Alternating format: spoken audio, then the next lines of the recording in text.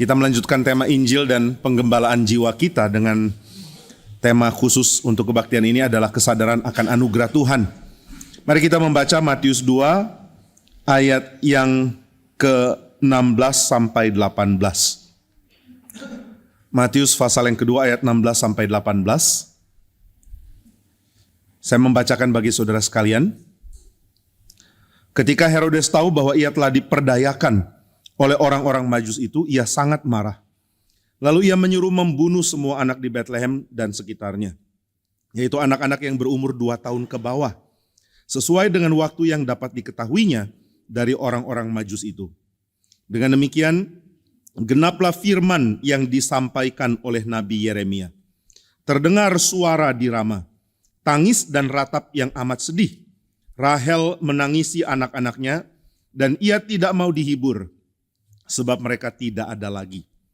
Saudara sekalian, hari ini adalah hari perayaan di dalam tradisi Katolik dan Lutheran. Reform tidak terlalu mengingat dan memberikan tekanan, tetapi bukan berarti kita tidak boleh menimba sedikit pengertian dari tradisi ini. Hari ini adalah hari mengenang para martir kecil, yaitu para bayi yang dibunuh di Bethlehem.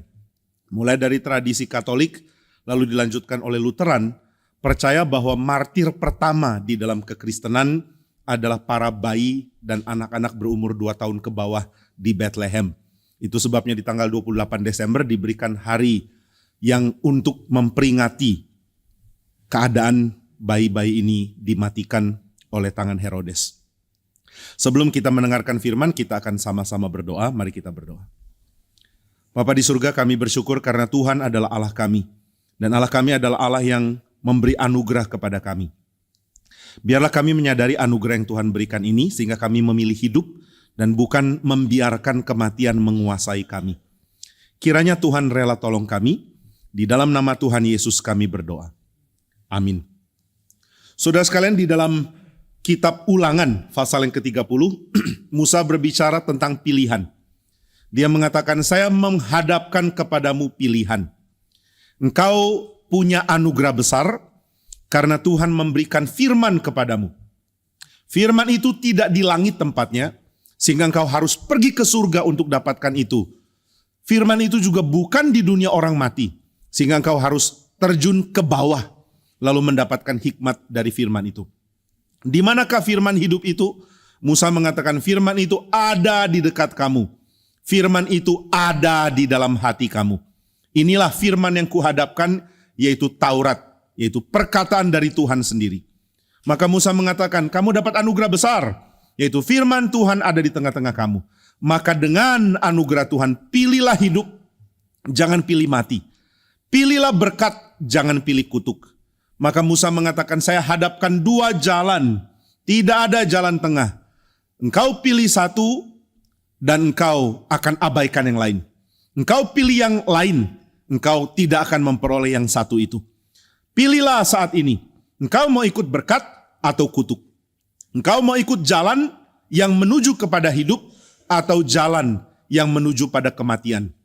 Nah saudara, ini merupakan pilihan yang sangat penting yang Tuhan hadapkan kepada Israel sebelum mereka masuk tanah Kanaan.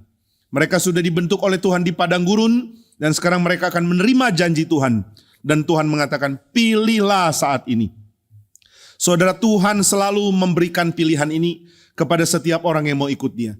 Pilihlah, maukah engkau ikut aku atau engkau membiarkan jalan dunia ini menguasai engkau. Jalan dunia adalah jalan kutuk dan menuju pada kematian. Jalan Tuhan adalah jalan berkat yang memberikan hidup. Maka kita perlu tahu seperti apakah hidup yang Tuhan berikan. Kesadaran akan berkat Tuhan, inilah anugerah. Anugerah bahwa Tuhan memberikan kelimpahan di dalam hidup. Saudara, Tuhan menghadapkan hal yang sangat jelas. Ini 2 kali diulangi, pertama oleh Musa dan yang kedua oleh Yosua. Yosua juga mengatakan pilihan kepada orang Israel. Pilihlah pada hari ini kepada siapa engkau mau beribadah. Kepada berhala di sungai Mesopotamia. Kepada berhala yang ada di Efrat dan Tigris. Yaitu berhala yang disembah oleh nenek moyangmu. Atau kepada berhala Kanaan yang kuilnya sudah kamu hancurkan. Yang patungnya sudah kamu rubuhkan. atau kamu mau beribadah kepada Tuhan? Pilihlah. Saudara, kita selalu dihadapkan pada pilihan. Tapi hanya karena anugerah Tuhan, kita bisa memilih yang benar. Loh, pilihan sudah jelas kok, hidup dan mati. Siapa yang mau pilih mati? Enggak ada. Pilihan sudah jelas. Menyembah Tuhan pencipta langit dan bumi yang memberikan kemenangan kepada Yosua, atau menyembah berhala yang sudah hancur.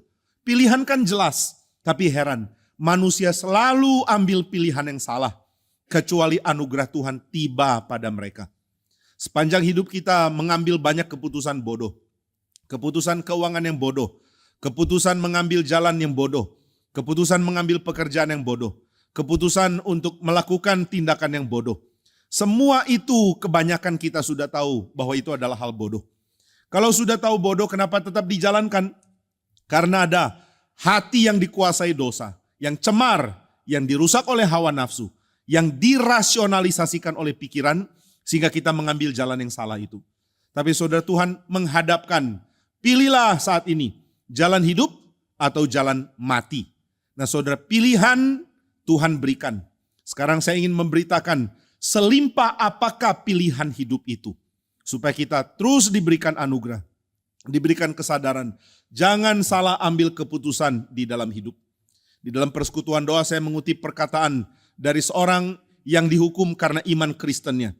Waktu dia itu dihukum, dia akan dihukum penggal. Yang mau pancung kepalanya, sangat gentar. Karena dia tahu ini orang benar. Pemerintahan dia yang salah. Pengadilan dia yang korup. Dan sekarang pengadilan memutuskan orang yang suci ini harus dihukum penggal. Maka di dalam keadaan sangat gentar, dia lihat orang Kristen yang setia ini sudah ditaruh di tempat kepala akan dipancung. Lalu ditekan oleh orang yang akan memegang dia. Kemudian algojo ini tanya, "Bapak, engkau sudah berada dalam keadaan akan dipenggal kepalanya. Apakah kepalamu nyaman?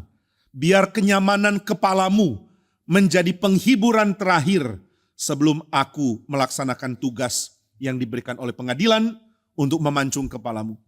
Kemudian orang ini dengan tegas mengatakan, "Tidak masalah kepalaku menghadap mana. Yang lebih penting adalah hatiku menghadap Tuhan." Di dalam kutipan Inggrisnya, "It matters not, my friend, where the head lies, provided the heart." Tidak penting di mana kepala, yang penting hati. Nah saudara, ini merupakan ungkapan yang menunjukkan bahwa apa yang kita pikir benar sebenarnya sudah dicemarkan oleh hati. Saya pikir keputusan saya benar, tapi kalau hati saya tidak benar, keputusan saya yang saya rasa logis, yang saya rasa rasional, ternyata sudah dikacaukan oleh hati. Itu sebabnya Bapak Walter Raleigh yang akhirnya dipenggal kepalanya. Dia mengatakan, "It matters not where my head lies." Selama hati saya setia sama Tuhan, sampai mati saya setia sama Tuhan. Saudara sekalian, banyak orang berpikir pikirannya netral, tidak dikuasai oleh dosa apapun. Aku punya rasio kok. Aku bisa mempertimbangkan mana baik, mana jahat. Aku bisa pertimbangkan mana benar, mana salah. Aku dengan sadar, dengan pikiran yang jernih, bisa memutuskan keputusan tanpa diganggu oleh emosi. Tapi hal yang kita tidak sadar adalah rasio kita pun sudah tercemar. Martin Luther mengatakan rasio itu seperti pelacur. Dia akan peluk dan tidur dengan siapapun yang memberikan uang, yang memberikan keuntungan. Maka rasio dijebak, rasio terjerat oleh hati yang rusak. Itu sebabnya ketika kita mengatakan saya pilih jalan yang benar. Tahu dari mana jalan ini benar? Karena pikiran sehatku mengatakan ini benar. Tahu dari mana pikiranmu masih sehat? Pikiran kita sudah sakit. Pikiran kita sudah jatuh, tercemar oleh dosa. Maka saudara, cara Tuhan untuk memulihkan pikiran dan hati kita adalah Dia memberi anugerah kepada mata dan telinga kita. Mata kita melihat apa yang Tuhan nyatakan, dan telinga kita mendengar apa yang Tuhan firmankan. Ini membuat kita menjadi orang-orang yang pilih hidup, pilih berkat, tidak pilih mati, dan tidak pilih kutuk. Saudara, apakah kelimpahan hidup yang Tuhan janjikan? Di dalam kitab suci kelimpahan ini kelimpahan yang besar. Kelimpahan yang terextend, terus diperpanjang. Bukan hanya ketika orang itu kenal Tuhan, tapi di dalam segala situasi hidup. Hidup yang berlimpah, inilah hidup yang Tuhan janjikan. Maukah pilih hidup? Hidup menikmati berkat, hidup menikmati kelimpahan dari Tuhan. Di dalam janji Tuhan kepada Israel dikatakan, aku akan memberikan kepadamu tanah yang berlimpah susu dan madunya. Tanah yang berlimpah hasilnya. Engkau akan duduk di bawah pohon ara. Dan kau akan undang teman-temanmu. Dan mengatakan, Tuhan ada bersama-sama dengan kita. Engkau akan menikmati hasil zaitun yang berlimpah. Dan kau akan menikmatinya dengan sangat berkelebihan. Engkau akan menikmati pohon anggur dan hasilnya yang berlebihan, yang tidak pernah engkau tanam, tapi engkau tuai. Nah saudara, Tuhan menjanjikan ini kepada Israel. Tapi janji Tuhan ini didahului oleh pengalaman padang gurun. Mengapa pengalaman padang gurun penting? Pengalaman padang gurun penting supaya pengalaman Kanaan bisa dinikmati. Tanpa pengalaman padang gurun, pengalaman Kanaan akan jadi pengalaman yang merusak jiwa dan kebangsaan Israel. Saudara, apa sih pengalaman padang gurun? Pengalaman padang gurun menyadarkan Israel bahwa Tuhanlah yang penting. Aku mau beribadah kepada Tuhan. Aku mau mengarahkan hati kepada Tuhan. Di dalam kesadaran Tuhanlah yang penting. Saya mau beribadah kepada Tuhan. Maka orang akan menikmati kelimpahan dengan kekuatan dari anugerah Tuhan. Apa itu menikmati kelimpahan dalam kekuatan dari anugerah Tuhan? Menikmati kelimpahan dalam kekuatan dari anugerah Tuhan. Berarti saya akan membuat seluruh kelimpahan yang saya nikmati. Membawa saya makin dekat kepada Tuhan. Membuat saya sadar seluruh kelimpahan ini adalah dari Tuhan. Maka kelimpahan yang Tuhan berikan membuat saya makin cinta Tuhan. Makin dekat kepada Tuhan. Makin menginginkan Tuhan. Ini seperti orang yang dapat hadiah dari orang yang dia cintai. Makin dapat hadiah, makin dia mencintai orang yang memberi hadiah. Bukan makin terikat pada hadiahnya. Demikian orang yang mencintai Tuhan, makin diberi berkat di bumi, makin dia dekat kepada Tuhan. Tapi tanpa pengalaman padang gurun, segala kenikmatan dari Tuhan akan membuat orang terseret kepada berhala. Loh kenapa bisa ya? Karena mereka menikmati pemberian, tapi mereka tidak pernah menyembah Tuhan. Mereka tidak pernah mau dekat kepada Tuhan. Pemberian itulah yang penting. Tuhan sudah beri aku sehat, Tuhan sudah beri aku kekayaan, Tuhan sudah memberi aku kelimpahan, Tuhan sudah memberikan aku uang, Tuhan sudah memberikan aku pemeliharaannya. Maka kita terikat pada uang, terikat pada kesehatan, terikat pada kelimpahan yang sebenarnya berasal dari Tuhan. Lalu kita mengabaikan Tuhan, maka kita akan menjadi orang yang rusak, yang hancur hati nuraninya, dan yang cemar hidupnya. Ada perkataan yang cukup menakutkan dari Herman Bavinck. Herman Bavinck mengatakan, seluruh budaya mempunyai progres yang sangat maju. Mulai dari Kejadian, digambarkan manusia mempunyai kepenguasaan atas logam, kepenguasaan atas binatang, dan kepenguasaan atas alam. Tetapi budaya yang makin berkembang tidak terus berkembang. Ada kebudayaan makin hancur, makin rusak. Ada kebudayaan yang mau perangi orang lain, lalu setelah itu memakan tubuh dari orang lain. Kenapa kebudayaan bisa masuk seperti ini? Kenapa ada kebudayaan kanibal? Kenapa ada kebudayaan yang begitu rendah, begitu hina yang membuat manusia berlaku seperti binatang? Jawabannya adalah karena kebudayaan sifatnya terus jatuh, tapi ditopang oleh anugerah Tuhan. Naik karena anugerah Tuhan, hancur karena dosa. Kenapa dosa bisa terjadi? Karena menikmati berkat tetapi mengabaikan Tuhan. Menikmati berkat tanpa hati yang beribadah kepada Tuhan membuat orang jadi rusak. Kemanusiaan akan dipreteli sampai hancur dan akhirnya seseorang tidak bisa lagi disebut manusia. Dia jahat, dia cemar, dia begitu hina sehingga gambaran yang diberikan kepada manusia bukan lagi gambar Allah, tetapi gambaran mirip binatang. Nah banyak yang mengatakan itu menghina binatang. Binatang masih lebih baik daripada manusia. Binatang kalau sudah kenyang tidak akan berburu menghancurkan yang lain. Manusia sudah kenyang pun masih merusak yang lain. Nah saudara, ini mungkin benar, tapi Alkitab membandingkan manusia seperti binatang. Dalam arti manusia tidak lagi punya rasio, hati nurani, dan kehendak untuk menaklukkan alam bagi Tuhan. Tapi manusia sudah mirip binatang, ingin menaklukkan segala sesuatu bagi dirinya. Di dalam Alkitab binatang sering dipakai untuk simbol yang mulia. Binatang juga sering dipakai untuk simbol korban. Tetapi binatang juga dipakai untuk simbol keserakahan manusia. Manusia yang jadi raja diumpamakan binatang. Binatang seperti beruang yang terus memakan dan memakan. Binatang seperti singa yang terus mencari mangsa. Binatang seperti macan tutul yang dengan lincah bergerak untuk menghancurkan yang lain. Binatang besar yang menggiling dan menghancurkan dengan mulutnya. Ini gambaran tentang pemimpin-pemimpin yang sudah kehilangan jiwa manusianya dan menjadi seperti binatang. Nah maka saudara sekalian, karena tidak ada pengalaman padang gurun, maka pengalaman Kanaan menjadi pengalaman yang rusak. Mari kita pahami hal ini. Tanpa Tuhan disembah, seluruh kesenangan hidup kita akan membawa kita pada kematian. Dengan menyembah Tuhan, baik berkat yang Tuhan berikan di Kanaan, maupun kesulitan yang Tuhan izinkan di padang gurun, semua membawa kita pada kelimpahan. Maka Musa mengatakan, pilihlah hidup, di dalam hidup ada kelimpahan. Di dalam hidup ada kesenangan karena aku ada Tuhan. Nah, sekarang hal yang kedua. Saya mau pilih hidup karena Tuhan akan memberikan kesenangan. Apa itu kesenangan? Kesenangan dimulai dari pembentukan padang gurun. Aku menyembah Tuhan dan setelah itu dilanjutkan dengan kelimpahan Kanaan. Aku menikmati berkat Tuhan. Apakah hanya ini kelimpahan hidup? Ternyata tidak.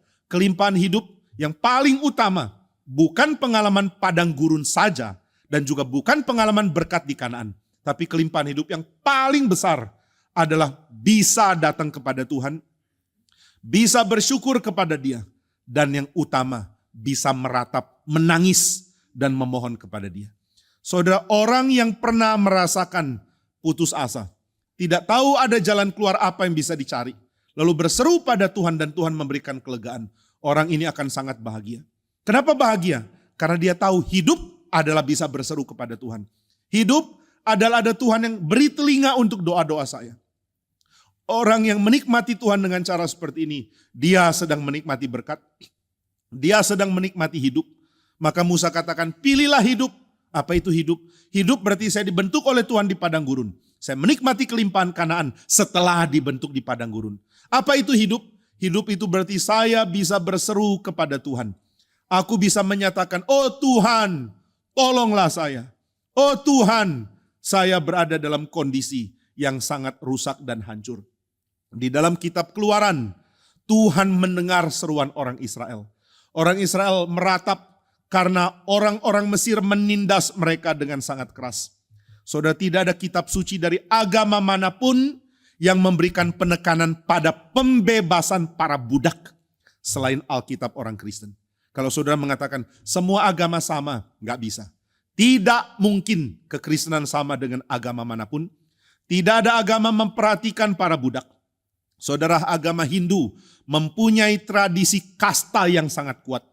Lalu Buddhisme memberontak dan mengatakan kita tidak percaya adanya kasta. Kita tidak percaya adanya kelompok-kelompok. Semua sama. Sama-sama dikuasai keinginan. Sama-sama harus menang atas keinginan. Sama-sama harus mengalami ketentraman melalui kekosongan pikiran. Nah maka Buddhisme memberontak terhadap sistem kasta. Kekristenan bagaimana? Kekristenan menyadari ada kasta. Ini fakta. Kita tidak bisa abaikan fakta. Ada orang kelompok atas. Ada orang kelompok bawah. Tidak realistis untuk mengabaikan fakta. Ada hierarki dalam masyarakat. Kita tidak setuju hierarki. Tapi hierarki adalah hal yang kita lihat ada di mana-mana. Lalu apa uniknya kekristenan? Kekristenan di dalam kitab suci mengatakan Tuhan berpihak pada kasta yang ditindas. Ini tidak ada pada Buddhisme. Buddhisme anti kasta. Tapi Buddhisme tidak mengatakan saya percaya kepada Tuhan yang berpihak kepada orang yang ditindas. Tapi kitab suci sudah memberitakan hal ini. Di dalam kitab Keluaran dikatakan Tuhan berpihak pada orang yang tertindas. Kenapa Tuhan berpihak pada mereka? Karena Allah kita adalah Allah yang gampang tergerak oleh seruan dan tangisan oleh orang-orang di dunia. Ini gambaran yang indah. Saudara punya Tuhan yang gampang tergerak. Tapi saudara tidak pernah nangis di hadapan Dia. Saudara mempunyai Tuhan yang gampang tergerak. Tapi saudara tidak pernah ada masalah begitu besar yang saudara tangisi di hadapan Tuhan. Kadang-kadang kita sulit menikmati Tuhan. Karena kita tidak pernah punya pengalaman meratap kepada Tuhan.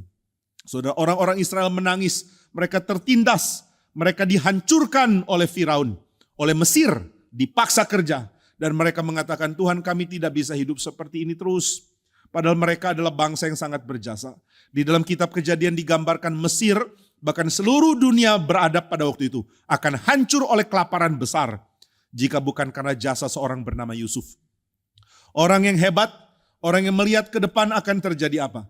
Orang yang mengatakan saya akan kumpulkan seluruh gandum, saya paksa orang-orang menjual gandum kepada Firaun.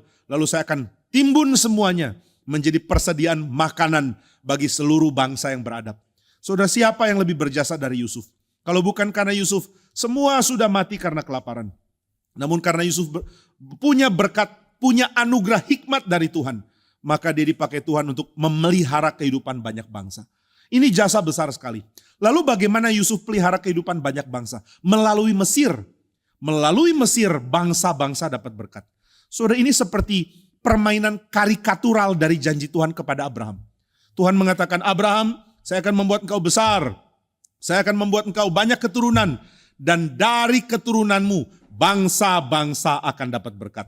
Maka kitab Kejadian sengaja ditutup dengan peristiwa Mesir jadi berkat.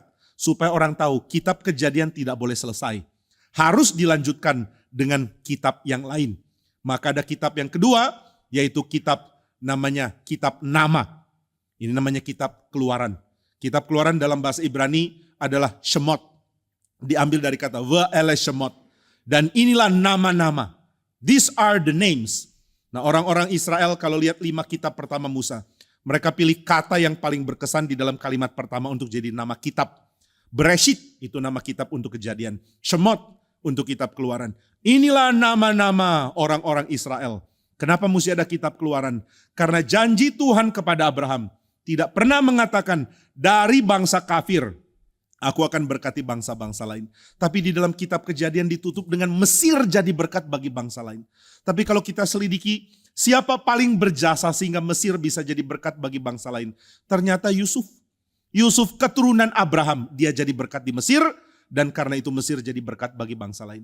Saudara, Indonesia bisa jadi berkat bagi bangsa lain asal mesti ada Yusuf. Yusuf yang benar-benar menjalankan panggilan seperti Yusuf. Bukan yang cuma nama Yusuf. Yang sudah nama Yusuf sudah ada satu keunggulan, namanya sudah sama, tinggal jalankan panggilan dengan setia.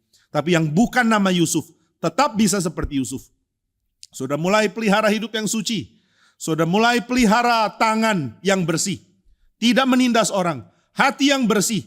Tidak ada kepalsuan di dalam dan yang keluar. Di dalam tindakan dan mulut. Pikiran yang bersih.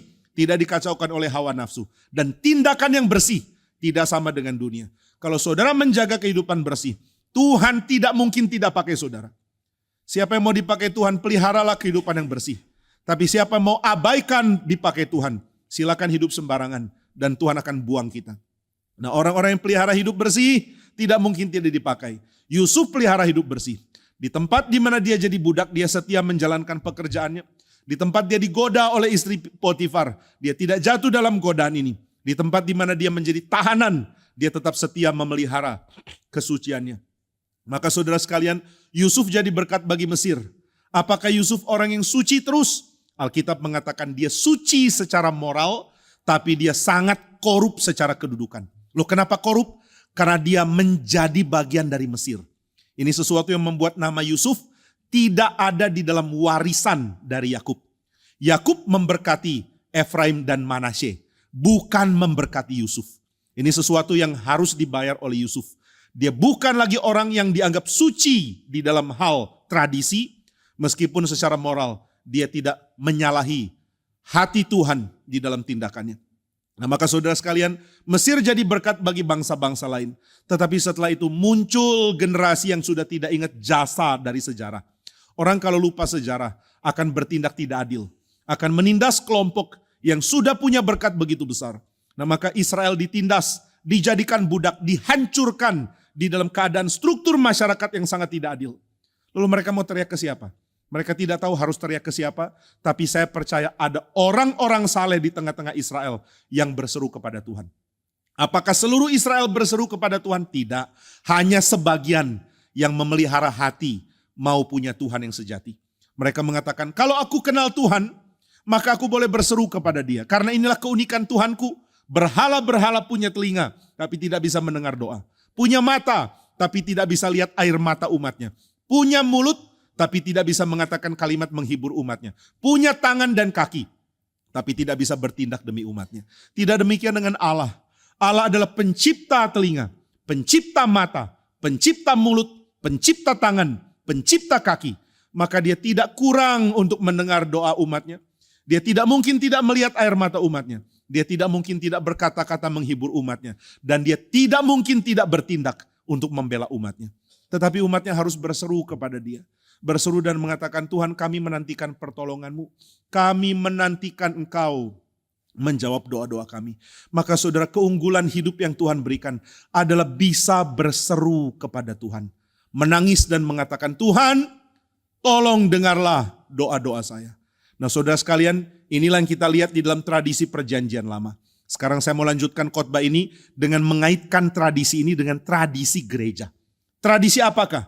Tradisi para martir. Saudara, apakah atau siapakah para martir ini? Para martir, bukan martir ya. Para martir adalah orang-orang yang bersaksi. Martiria, menyatakan kesaksian. Lalu kenapa mereka disebut martir?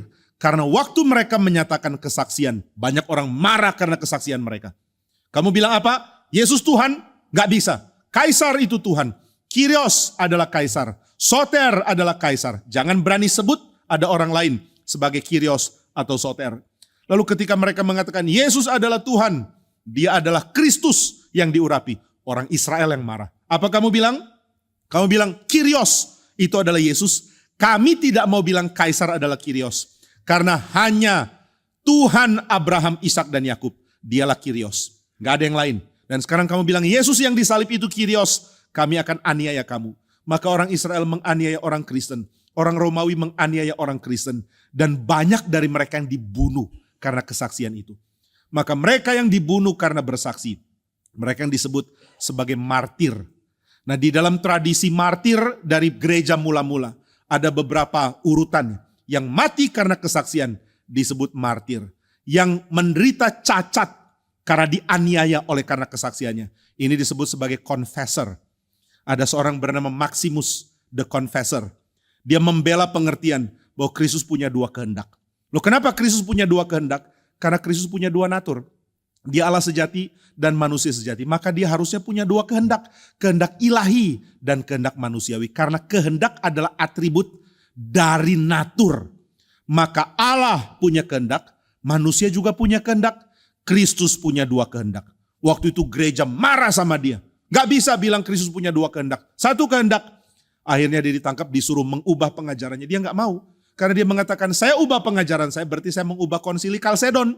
Gak bisa. Konsili Kalsedon konsisten dengan ajaran saya, atau lebih baik, ajaran saya konsisten dengan Kalsedon. Maka saya tidak mau ubah. Nah itu sebabnya dia dipotong tangannya, lalu dipotong lidahnya. Kenapa dipotong lidahnya? Supaya dia tidak mampu berkhotbah. Kenapa dipotong tangannya? Supaya dia tidak mampu menulis. Supaya ajarannya tidak usah tersebar. Maka dia dianggap sebagai bidat, akhirnya dia mati di dalam keadaan cacat seperti ini. Lalu setelah dia mati, gereja melakukan pertemuan dan sadar ajaran Maximus itu yang benar. Jika kita mau setia dengan konsili Kalsedon, maka kita harus setuju Kristus mempunyai dua kehendak. Nah maka orang mengubah label bidat kepada Maximus, diubah menjadi confessor. Nah tapi orang yang mengaku menyatakan Kristus lalu dimatikan, mereka disebut martir. Maka martir bukan cuma orang yang bersaksi, tapi juga orang yang mati karena kesaksiannya. Tapi ada yang lebih. Tradisi gereja juga harus dikaitkan dengan tradisi wahyu. Nah saudara, di dalam tradisi wahyu pasal yang ke-6 dikatakan ada orang-orang yang bersaksi bagi Kristus, lalu mereka mesti dipenggal, termasuk Paulus. Orang-orang yang bersaksi lalu dipenggal ini, jiwanya ada di mezbah di surga. Tuhan angkat jiwanya, mari masuk ke surgaku.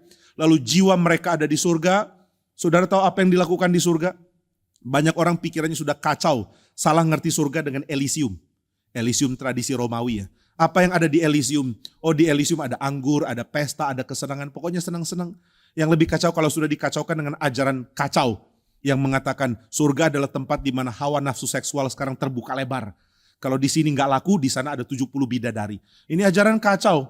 Nah saudara sekalian, ketika dikatakan saya masuk Elysium, berarti ada kenikmatan di sana. Apa kenikmatannya? Kenikmatan minum anggur, kenikmatan pesta, kenikmatan hubungan seksual. Tapi Alkitab tidak mengatakan surga sebagai tempat melampiaskan kenikmatan.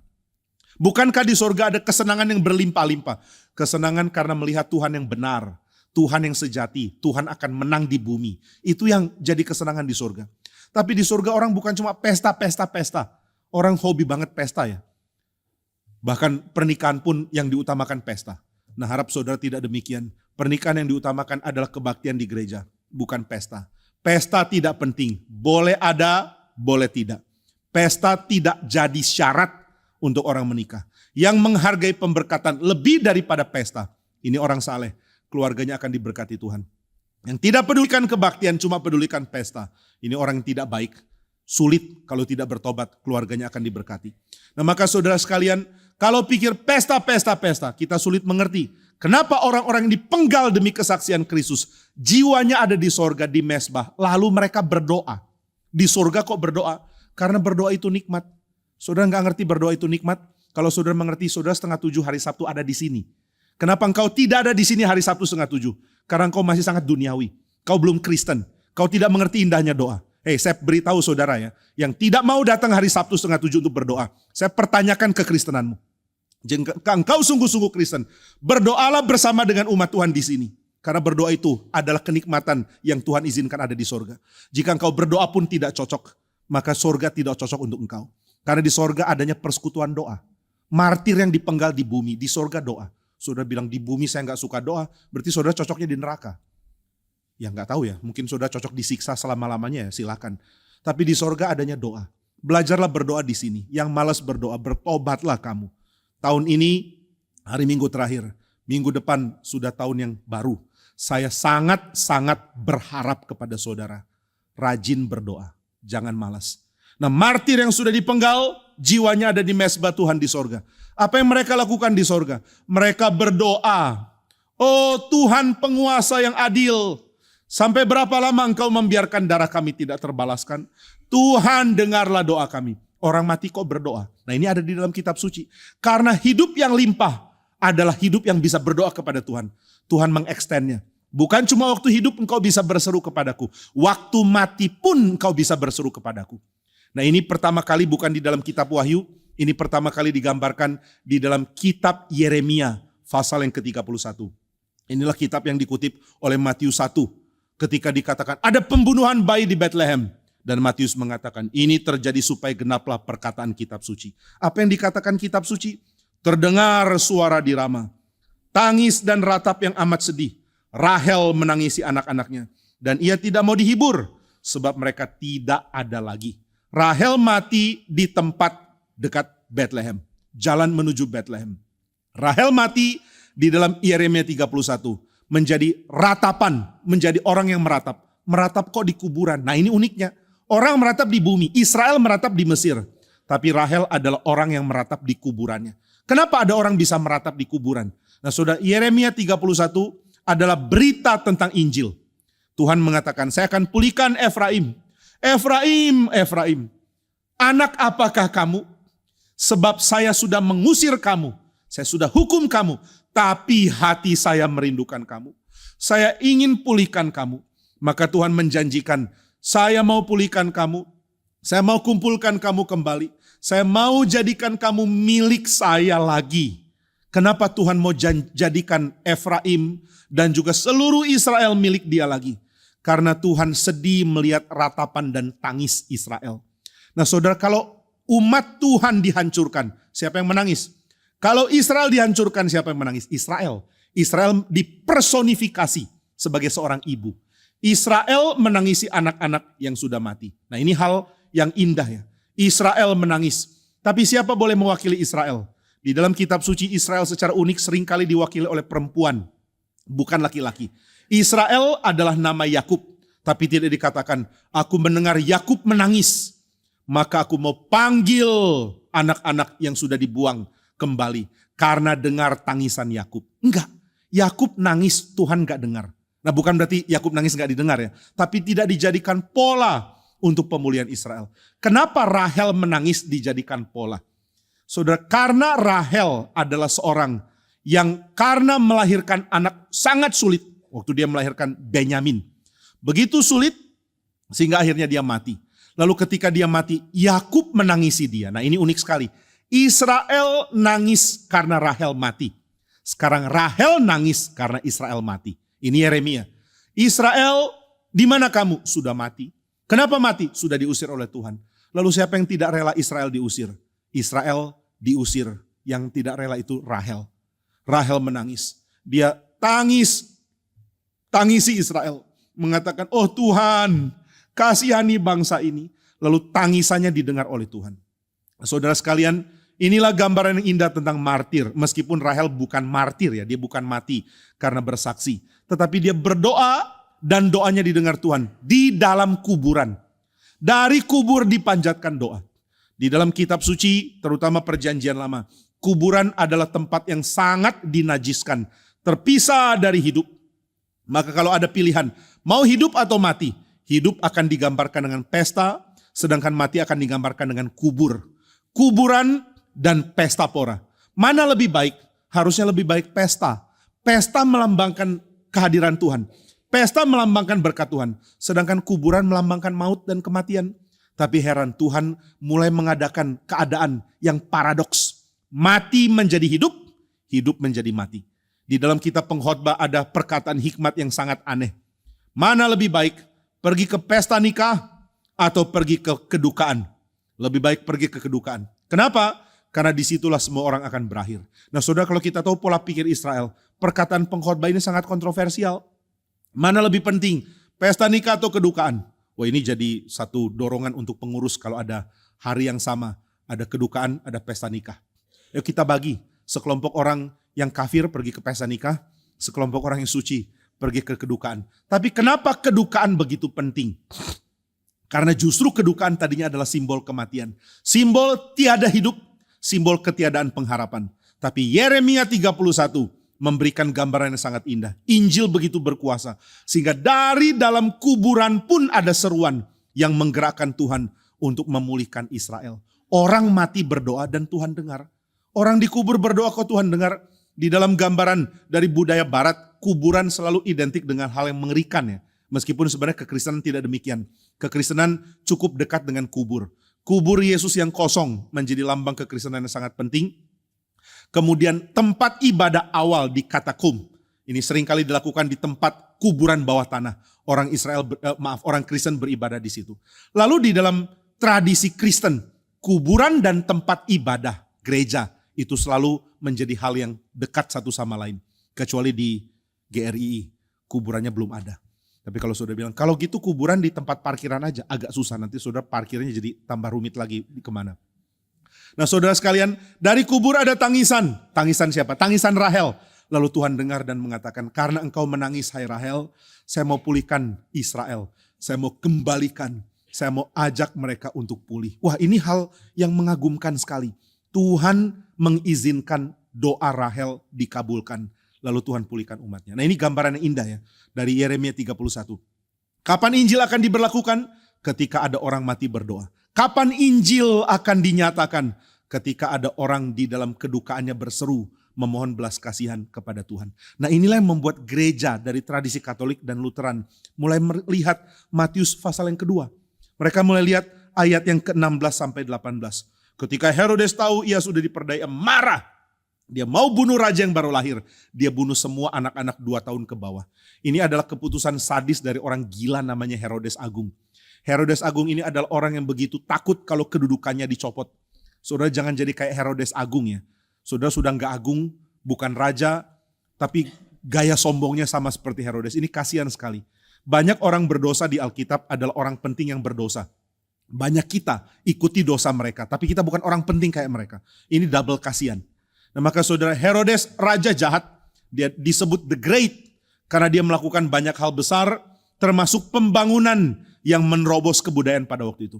Orang boleh disebut the great kalau dia menjadi raja yang punya sumbangsi terhadap kebudayaan dimajukan. Jadi enggak sembarangan orang bisa disebut the great. Kenapa Alexander disebut the great? Karena dia bangun tempat-tempat yang dia taklukkan menjadi tempat-tempat berpendidikan. Kenapa Alfred disebut the great? Bukan yang Aufi kita ya. Dia disebut the great karena memajukan pendidikan di Anglo-Saxon. Kenapa Charles disebut the great? Juga bukan Charles guru sekolah minggu. Wah, kita di Jemaat Karawaci banyak raja loh. Saudara hati-hati kalau jalan di tangga ketemu mereka ya. Nah, saudara, kenapa Charles disebut the great? Charlemagne, Charles the Great. Karena dia membangun Eropa dengan kebangunan pendidikan, Mirip dengan yang dilakukan Alfred atau yang selanjutnya dilakukan juga oleh Alfred. Kenapa Herodes disebut the Great? Karena dia melakukan banyak pembangunan yang spektakuler di Palestina. Nah, tapi dia orang jahat sekali. Dia sangat tidak berperi kemanusiaan. Dia cuma pentingkan kedudukannya. Maka waktu dia dengar dari orang-orang Majus, oh kami datang mau menyembah raja, dia kaget. Herodes ini adalah arsitek yang hebat. Dia juga adalah aktor yang hebat. Heran ya. Waktu orang Majus bilang ada raja, Herodes marah, tapi mukanya gak kelihatan marah. Maka orang-orang Majus itu gak tahu kalau Herodes lagi marah. Kami mau menyembah raja yang baru lahir.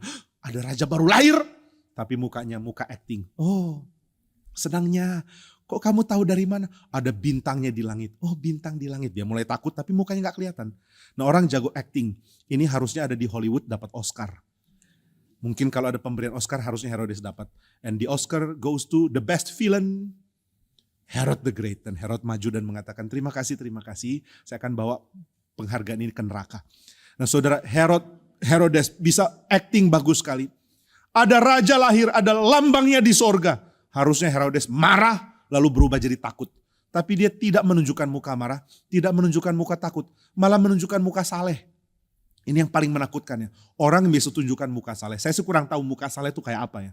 Yang alisnya agak dekat, atau yang hidungnya agak pesek atau apa saya kurang tahu. Tapi Herodes ngerti. Dia langsung tampilkan wajah saleh. Sehingga orang Majus gak tahu kalau ini raja jahat. Raja Herodes senang ya? Senang. Aku senang raja lahir. Aduh terharu sekali. Saya lagi sulit tahan air mata. Air mata gembira. Waduh orang Majus merasa dapat persekutuan akrab bersama dengan Herodes. Ya udah, kira-kira di mana dia lahir? Aku juga kurang tahu. Aku panggil dulu ahli ya. Maka dipanggil ahli Taurat. Ahli Taurat ditanya, menurut Nabi, di manakah raja yang baru lahir itu akan dilahirkan? Seharusnya dilahirkan? Lalu Nabi mengatakan, itu sih sudah hafalan dari waktu katekisasi. Waktu ikut STT juga ini keluar lagi di ujian doktrin dasar. Kemudian waktu ikut ujian penatua juga keluar lagi. Ini sih gampang. Di mana kalau gampang? Kasih tahu dong. Ya lahirnya di Bethlehem Efrata. Hei Bethlehem, kamu tidak sekali-kali menjadi yang paling kecil. Karena dari tengah-tengah kamu akan muncul raja yang besar itu. Yang akan menggembalakan seluruh bangsa-bangsa. Jadi dia lahir di Bethlehem. Oh noted. Lalu akhirnya diberitahukan kepada orang Majus. Menurut para ahli lahirnya di Bethlehem. Kamu pergi ke sana ya. Kasih tahu persis titik lokasinya. Kalau sudah ketemu, kirim pin. Supaya saya bisa nyusul ke sana dan menyembah bayi itu. Oke, orang Majus gak tahu loh. Bahwa raja ini berniat membunuh Yesus. Maka mereka lanjut pergi karena diarahkan oleh bintang. Nah saudara, bintang adalah lambang dari malaikat. Maka kita bisa tafsirkan orang Majus bukan cuma dipimpin oleh tanda bintang di langit, tapi juga dipimpin oleh kehadiran malaikat di bumi. Itu sebabnya tanda bintangnya bisa menunjuk kepada rumah di mana Yesus ada. Bayangkan ya, bintang di langit bisa tunjuk rumah, itu kan heran ya. Tapi orang Majus bisa menemukan itu, oh Bethlehem tempatnya. Sampai di Bethlehem ada satu malaikat turun dekat rumah itu. Sehingga orang Majus lihat, oh ternyata di situ tempatnya. Dan waktu mereka lihat bayi yang baru lahir, mereka gak peduli kondisi miskin dari bayi ini. Mereka gak peduli kalau bayi ini dibaringkan di palungan. Mereka tidak peduli kalau bayi ini berada di dalam keadaan sederhana. Kalau sudah bilang, enggak lah Pak, kan sudah di rumah, bukan lagi di kandang. Kalau di dalam Lukas di kandang, Matius di rumah. Berarti saudara tidak tahu bahwa kandangnya itu ada di rumah. Di dalam tradisi Yahudi, rumah itu dua susun kebanyakan. Susun bawah adalah untuk taruh binatang, susun atas adalah untuk taruh orang. Jadi orang ditaruh di atas, binatang dan barang-barang di bawah. Jadi Yesus bukan ditaruh di kandang seperti kandang di kampung saudara. Kalau kampung saudara kan lain ya, rumah sendiri, kandang agak jauh, toilet di tengah-tengah gitu ya. Nah kalau zaman Yahudi enggak, jadi rumah dan kandang masih sama. Yesus lahir di kandang apa di rumah? Di kandang di bawah sebuah rumah. Maka waktu Yusuf dan Maria tanya kepada pemilik rumah, bolehkah numpang di kamarmu? Istri saya sudah mau melahirkan. Nggak bisa, penuh. Ya sudah yang kosong cuma di bawah. Temenan sama binatang mau. Dempet-dempetan sama kambingku, sama sapiku. Yusuf bilang ya daripada nggak ada tempat. Maka mereka ke bawah rumah itu. Itulah kandang yang dimaksud. Maka sudah nggak perlu bingung. Lukas bilang di kandang, Matius bilang di rumah. Jadi rumah apa kandang? Ada yang menafsirkan ya awalnya di kandang lalu abis itu diboyong ke rumah. Tapi itu juga kurang tepat. Kandang dan rumah satu tempat, satu lokasi, satu bangunan. Maka orang-orang Majus itu sampai ke rumah di mana Yesus ada. Mereka melihat loh bayi ini kok dibaringkan di kandang. Kenapa begitu sederhana? Tapi mereka tidak pertanyakan. Mereka percaya tanda langit. Mereka beriman. Mereka mempersembahkan persembahan. Mereka menyembah bayi ini. dan malaikat beritahu, jangan lewat Herodes lagi.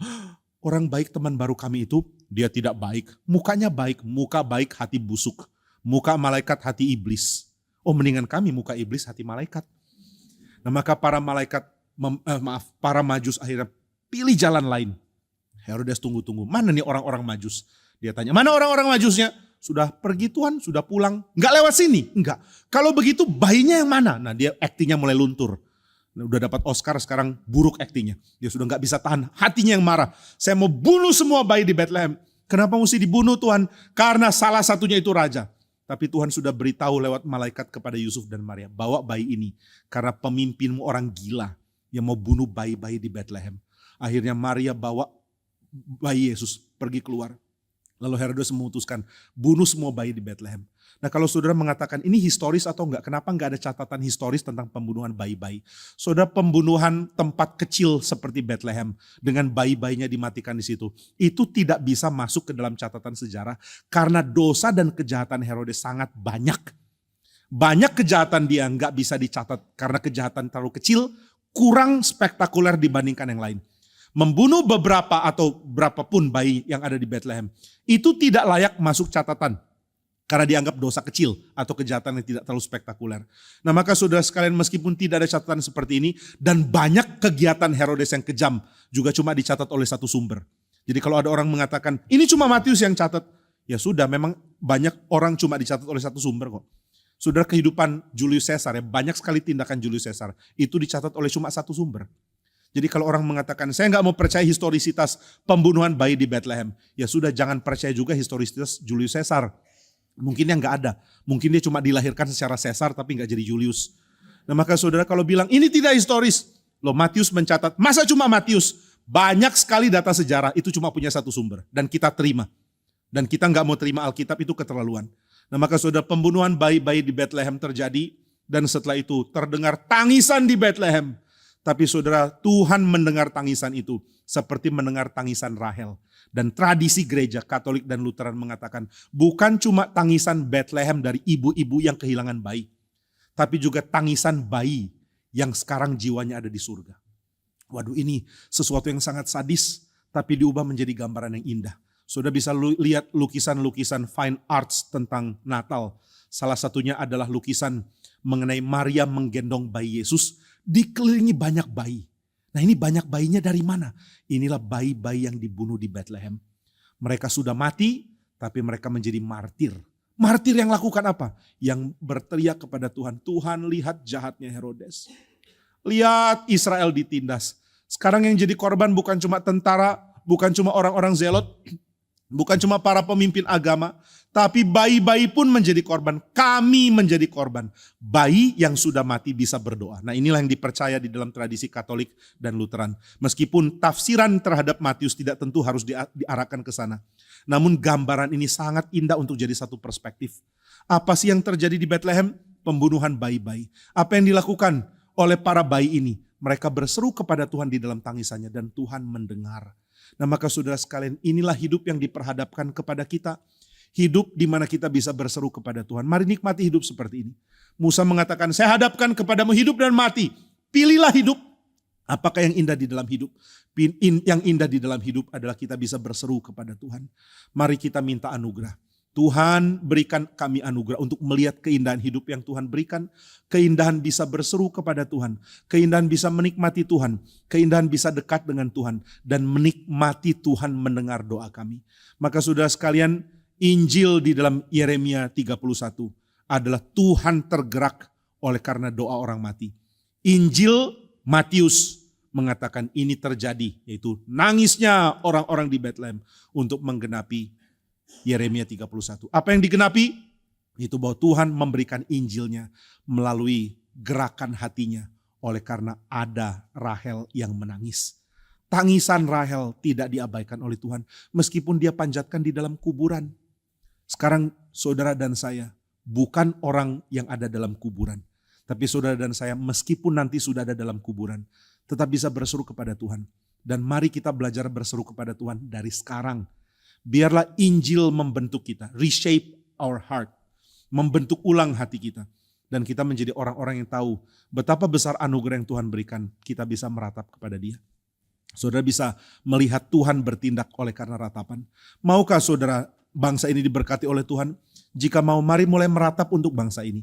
Maukah saudara gereja-gereja Tuhan diberkati? Jika saudara mau, mari mulai meratap untuk gereja-gereja Tuhan. Saya sangat sedih ketika dapat kesempatan pelayanan KKR regional di Biak. Waktu itu tahun 2012 atau 2013 maaf. Saya pergi dengan tim Bintaro, waktu itu saya sudah di Bandung, tapi saya diminta ikut dengan tim Bintaro. Keliling penginjilan di Biak.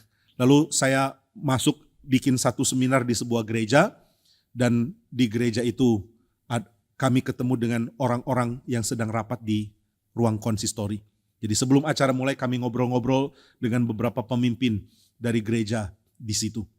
Kemudian mereka mengatakan, kami adalah gereja yang sangat-sangat kasihan. Saya tanya, kenapa kasihan? Karena gereja ini ada begitu banyak orang orang datang kebaktian berkali-kali, kemudian keluarga yang dibimbing oleh gereja ini begitu banyak, tetapi jumlahnya terus merosot karena orang tidak merasa perlu untuk datang ke gereja. Mereka tidak merasa ada relevansi datang ke gereja. Lalu apa yang menjadi kekurangan di dalam gereja? Mereka menyadari yang kurang adalah Tuhan tidak mengizinkan ada firman yang limpah dibagikan. Waktu itu kami dari tim itu sangat sedih karena kita sendiri ada belasan orang, di mana ada 3-4 orang hamba Tuhan dan yang lain 9 orang adalah orang awam.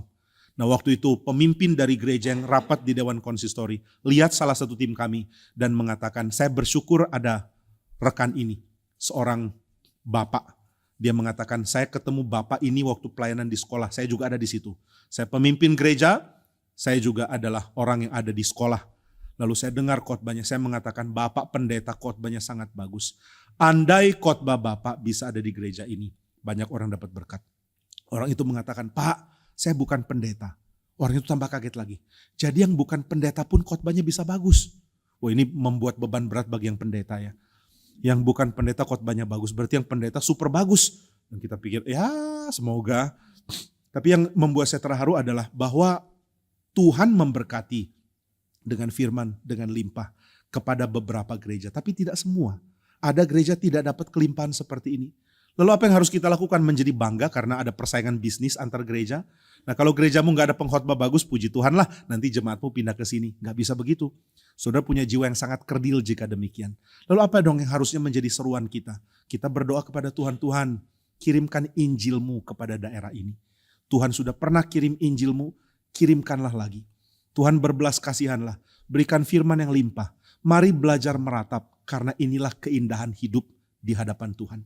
Saudara mau menikmati hidup, mari belajar meratap. Saudara mau menikmati kelimpahan, mari belajar meratap. Karena Tuhan memberikan contoh di dalam Alkitab berkali-kali. Betapa besar pekerjaan Tuhan kerjakan oleh karena ada orang meratap.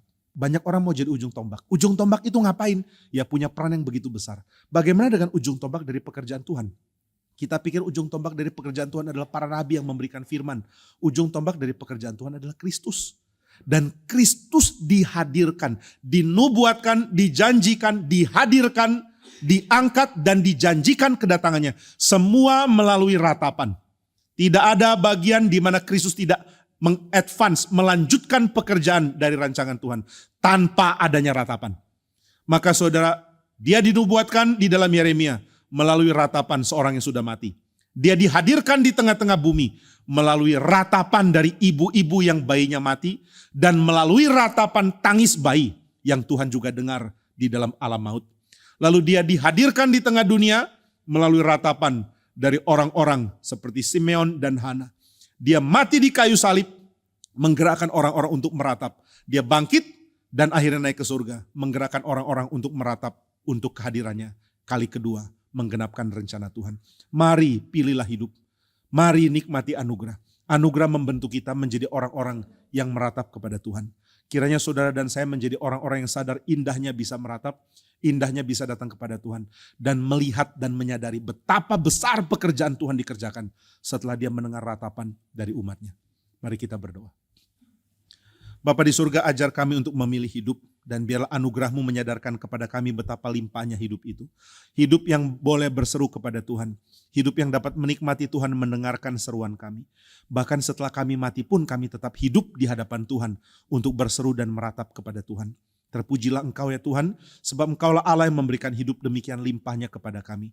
Terpujilah pekerjaan-Mu, terpujilah rancangan-Mu, dan terpujilah cara Engkau menghadirkannya, yaitu melalui ratapan dari umat Tuhan.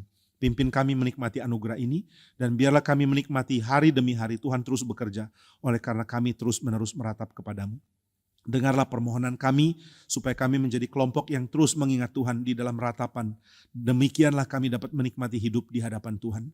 Biarlah anugerah Tuhan limpah bagi kami, sehingga kami celik dan melihat betapa indahnya hidup bagi Tuhan, sebab Engkau adalah Allah yang mendengar kami. Dalam nama Tuhan Yesus kami berdoa. Amin.